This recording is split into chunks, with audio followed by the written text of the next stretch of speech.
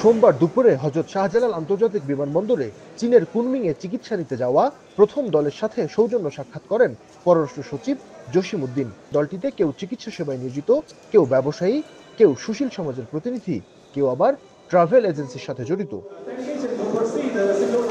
বিমানবন্দরে আয়োজিত সংবাদ সম্মেলনে নিজেদের অভিব্যক্তি প্রকাশ করেন রোগীরা।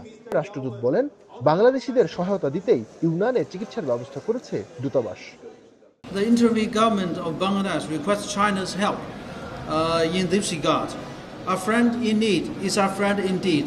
So the Chinese government took immediate measures, mobilized available resources and dedicated hospitals in China to receive Bangladesh patients.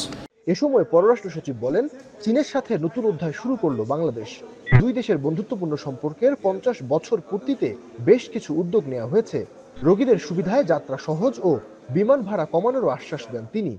আমাদের দুই দেশের মধ্যে হাই লেভেল যে ইন্টারাকশন, সেই ইন্টারাকশনটা আমাদের এই কূটনৈতিক সম্পর্ককে এগিয়ে নিয়ে গেছে এবং এই হাই লেভেল ইন্টারাকশনটা বা উচ্চ পর্যায়ে যে যোগাযোগটা সেটা ভবিষ্যতেও আরও জোরদার হবে। তো আজকে যারা রোগী হিসেবে যাচ্ছেন, আমি তাদের সুস্থতা কামনা করি, তারা ভালোভাবে ফিরে আসেন, তাদের যাত্রা শুভ। এবং আমি মাননীয় রাষ্ট্রদূতকে আরও ধন্যবাদ দিতে চাই। তিনি বলেছেন যে যারা যাবেন চীনে চিকিৎসার জন্য তাদের ভিসাটা উনি আরো সহজতর করবেন। চায়না ইস্টার্ন এয়ারলাইন্সের ফ্লাইটে 2 ঘন্টা যাত্রার পরে কুনমিংয়ে পৌঁছায় দলটি। এ সময় বাংলাদেশ দূতাবাস ও চীনা সরকারের পক্ষ থেকে উষ্ণ অভ্যর্থনা জানানো হয়। পরে রোগীদের বিভিন্ন পরামর্শ দেওয়া হয়। এ সময় চীনে নিযুক্ত বাংলাদেশের রাষ্ট্রদূত বলেন, চীনের সাথে মেডিকেল ট্যুরিজমের পরিধি বাড়ানো হচ্ছে। এরই মধ্যে 4টি হাসপাতাল বাংলাদেশিদের জন্য নির্ধারণ করা হয়েছে বলে জানান তিনি, যেখানে চীনা নাগরিকদের মতোই খরচ হবে বাংলাদেশিদের।